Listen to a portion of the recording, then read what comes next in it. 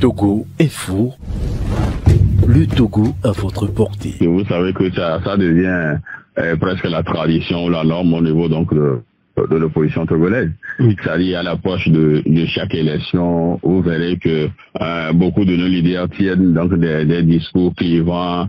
On tente donc de dépeindre certains comme des participationnistes, pendant que d'autres sont des contestationnistes.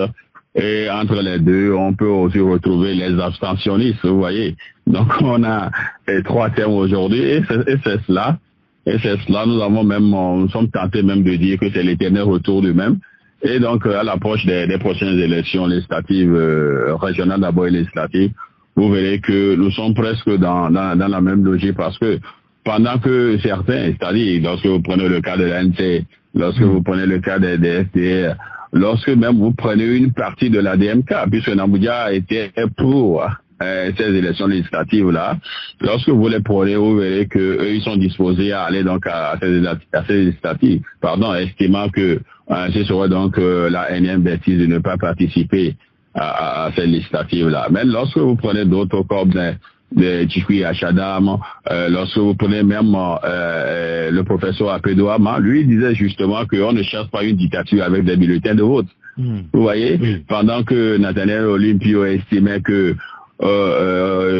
il n'est pas, c'est-à-dire que c'est pas le moment donc de courir pour les postes sélectifs, puisqu'ils ne sont pas en démocratie, ils doivent se battre pour la démocratie avant donc de penser au rudiment de la démocratie qui véritablement dont fait partie donc les élections. Vous prenez Nicodème Rabia, il est presque dans la même logique parce qu'il estime que aller aux élections et revenir dire on nous a volé, je crois qu'il est temps qu'on change cela. Il faudrait plutôt se battre pour le meilleur donc du Togo. Il faudrait se battre pour la démocratie et avant donc de parler de changement. Donc ce matin nous avons véritablement fait un cocktail donc de toutes ces déclarations là. Et justement, lorsque vous prenez le cas de la DMK se réserve, puisque lorsque nous sommes allés aux informations, ils se réservent donc le droit en quelques jours pour donner leur idée sur les élections, c'est-à-dire en fin mars 2023, la DMK devrait quand même ou saura nous dire si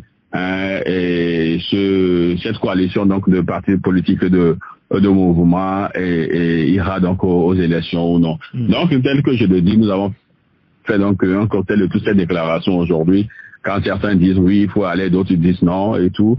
Et peut-être à la fin, nous sommes dit, bon, si tant que les gens n'arriveront pas à définir donc un plan consensuel pour la conquête du pouvoir et son exercice, c'est toujours à ce similaire, à ce sinistre donc de déclaration de tout, quoi. Donc voilà un peu l'idée donc de cette position ce matin et donc nous laissons nos lecteurs découvrir ce qu'il en est exactement